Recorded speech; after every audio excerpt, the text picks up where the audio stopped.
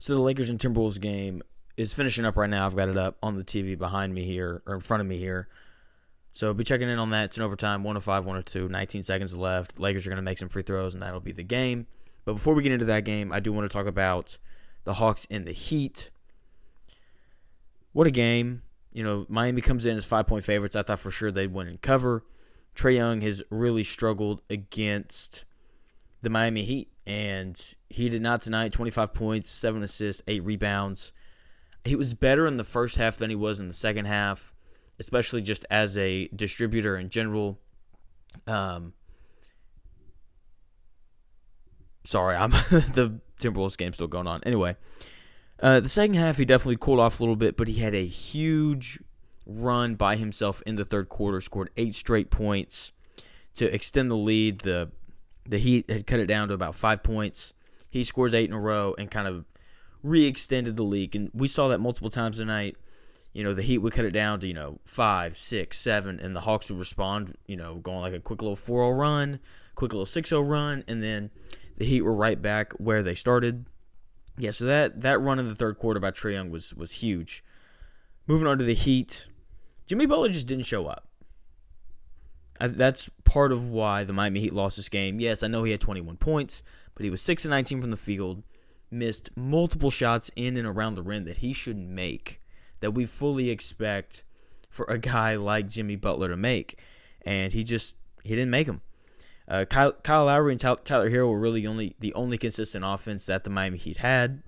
Kyle Lowry goes for 33 off the bench. Tyler Hero scores 26, shoots like 12 of 23 from the field. Like, they both played really well. But look, your best player has to show up in playing games and playoff games, and Jimmy Butler just simply did not do that. And despite Trae Young playing well, unlike his usual self whenever he plays Miami usually does a really good job of limiting him. The reason why the Hawks won was because of Clint Capella and just the balanced scoring across the board. Capella had 21 rebounds. 8 of them were offensive. He dominated the glass, controlled the glass through the entire game. As a team, the Hawks out-rebounded the Heat 63-39. They had 22 offensive rebounds, 26 second-chance points, compared to the Heat's 6 offensive rebounds and 6 second-chance points.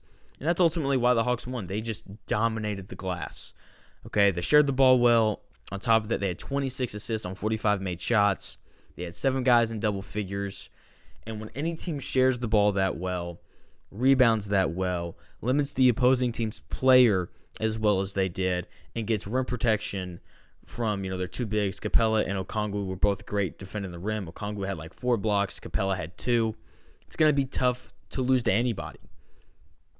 It's going to be tough to lose games when you play that well. They played as complete a game as they've played all year. They're the 7th seed. They're not an easy out. That's a really talented team that's deep. They've got talent on their bench. Bogdanavic and Saddiq Bey both played well coming off the bench. I mean, they looked really, really good tonight against the Miami Heat team that traditionally plays good defense. And they just diced them up. They got whatever they wanted the entire game. It was quite the offensive clinic that they put on. Moving on to the drunk game that was the Lakers and Timberwolves. It's finishing up right now, 107-102, 8 seconds left in overtime. Game's over. It should be over. So the Timberwolves come out in the first half, and, I mean, they look really good. Okay, Karl-Anthony Towns gets off to an incredible start. In the first half, he's got 17 points. He's 5 of 5 from the field. He's got 6 rebounds, 4 assists. He's doing everything. If he's getting doubled, he's dishing it. The role players are knocking down open threes. They're playing good defense. Anthony Davis has a solid first half, 12 points, 5 of 10 from the field, and 8 rebounds. And at halftime, the Timberwolves were up 11. It's 60-49. You feel good.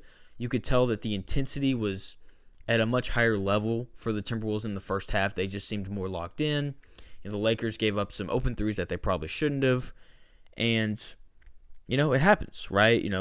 Mike Conley shoots the ball extremely well. He's 4 of 4 from the field in the first half. But ultimately, Anthony Edwards didn't get going in the first half, or really in the second half. We'll get to that here in a minute. He's like 1 of 4 to end the first half. And you just know he has to get going in order for the Timberwolves to win the game because you know the Lakers, you know that they play defense. They play defense really since, the trade deadline.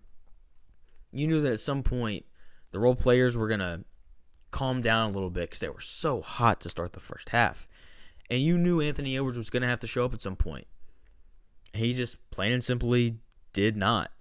And I think that the turning point in the game, because the best player on the floor through, the first 3.5 quarters was Karl Anthony Towns.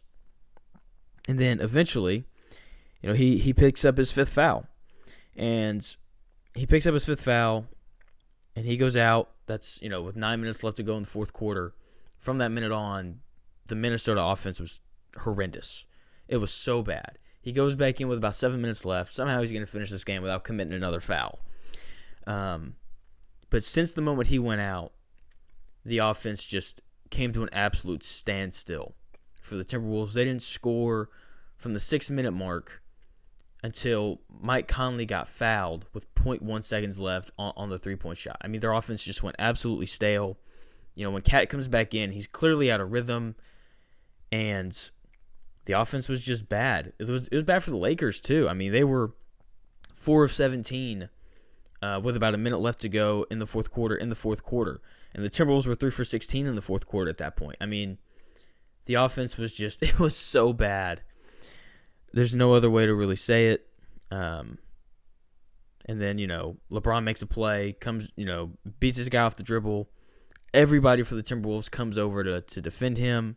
He kicks it to the corner. Schroeder, like the only guy who's consistently knocked down threes all night for the Lakers, hits a really big shot. They go up 3.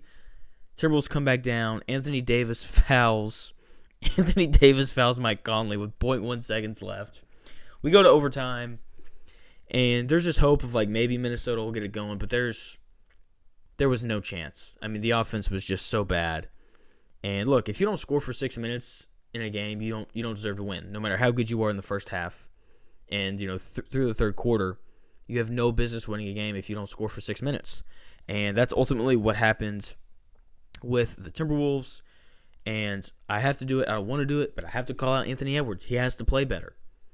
Okay, I was, halfway through the third quarter, I was like, look, the Timberwolves are probably going to win this game because, Karl Anthony Towns is playing great. And I'm going to sing Ant's praises because even though he's not scoring, he's rebounding and he's playing really good defense. And he did that.